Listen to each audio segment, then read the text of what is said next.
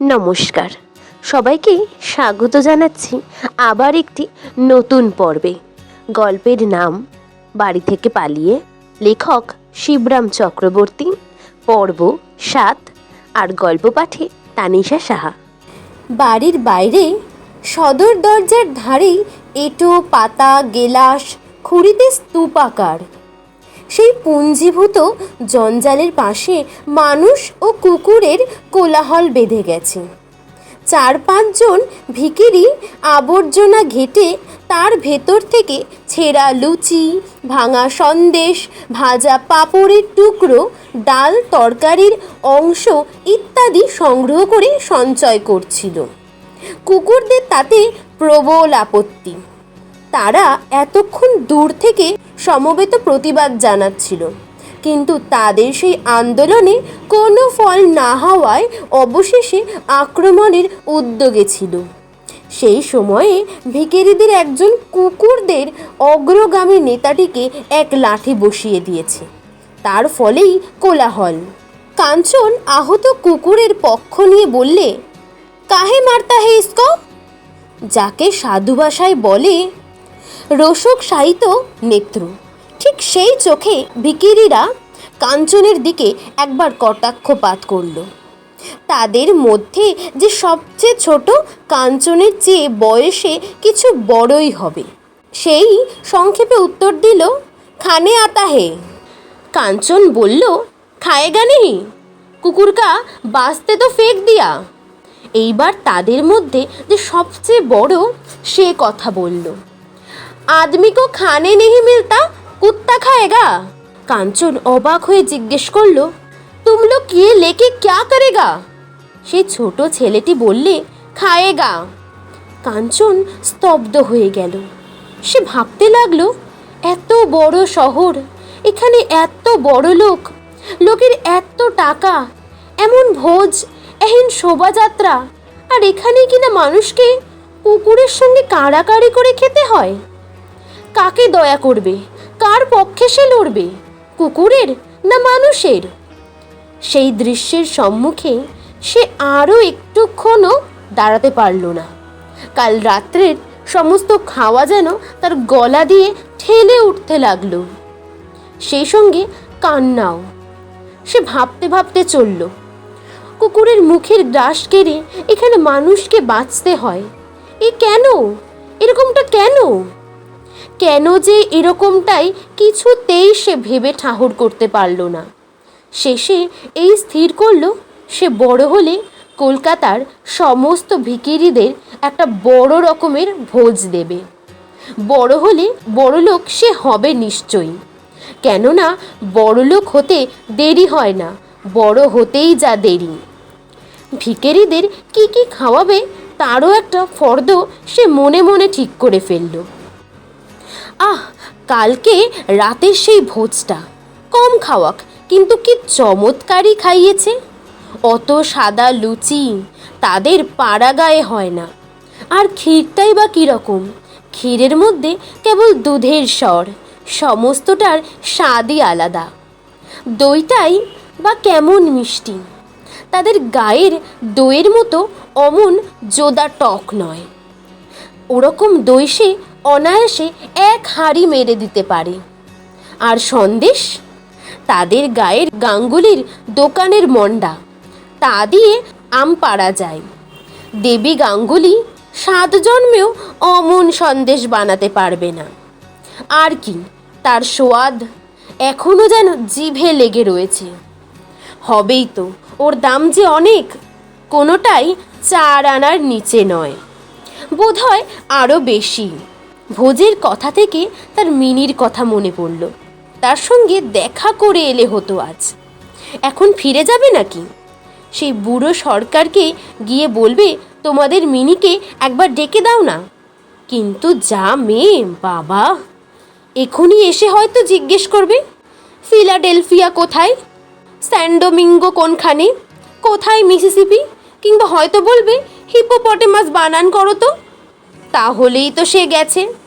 মেয়েটির সব ভালো, কেবল ওই একটা বড় দোষ, বানান দিয়ে বানানো যেন। না, এখন মিনির সঙ্গে দেখা করাটা মোটেই যুক্তিসঙ্গত নয়।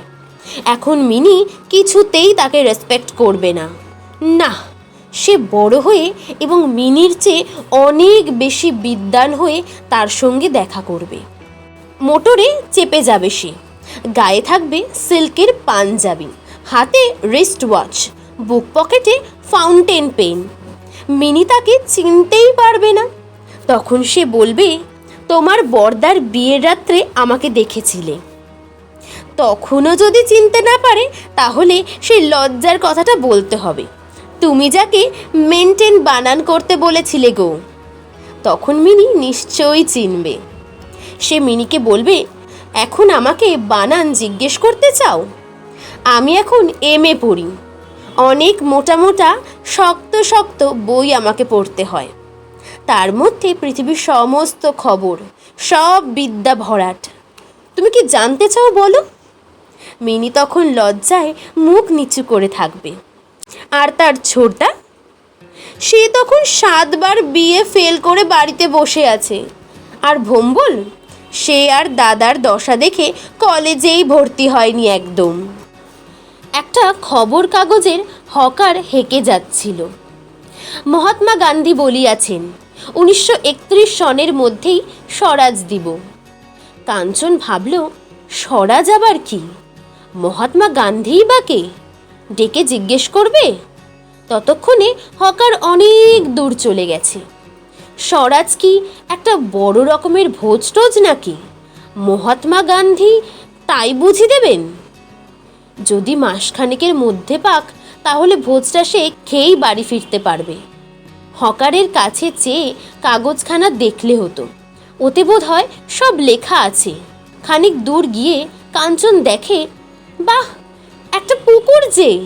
পুকুরের চারধারে রাস্তা, রাস্তার ধারে ধারে আবার বেঞ্চি পাতা, গোটা জায়গাটা রেলিং দিয়ে ঘেরা। কাঞ্চন পুকুর দেখে ভারী খুশি হয়ে উঠল।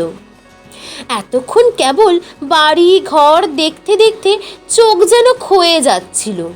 অবশেষে অনেকখানি কালো জল দেখে চোখ দুটো জুড়লো যেন।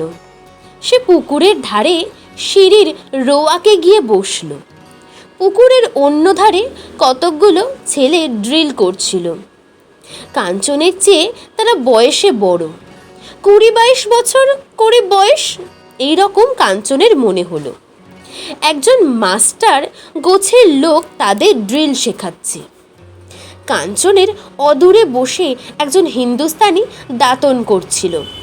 কাঞ্চন তাকেই জিজ্ঞেস করলো, এত সকালে ওরা ড্রিল করছে কেন? ওরা কারা?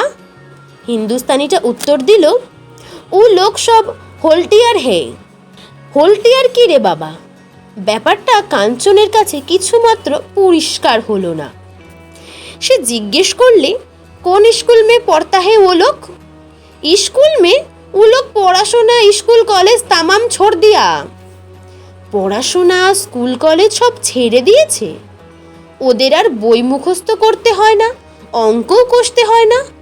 বারে, এ তো ভারী মজা। কাঞ্চন ভাবতে লাগলো, সেও ড্রিলের খাতায় নাম লেখাবে নাকি। অদূরে জলের মধ্যে হঠাৎ একটা ঘাই মারতে দেখে কাঞ্চন চমকে উঠল।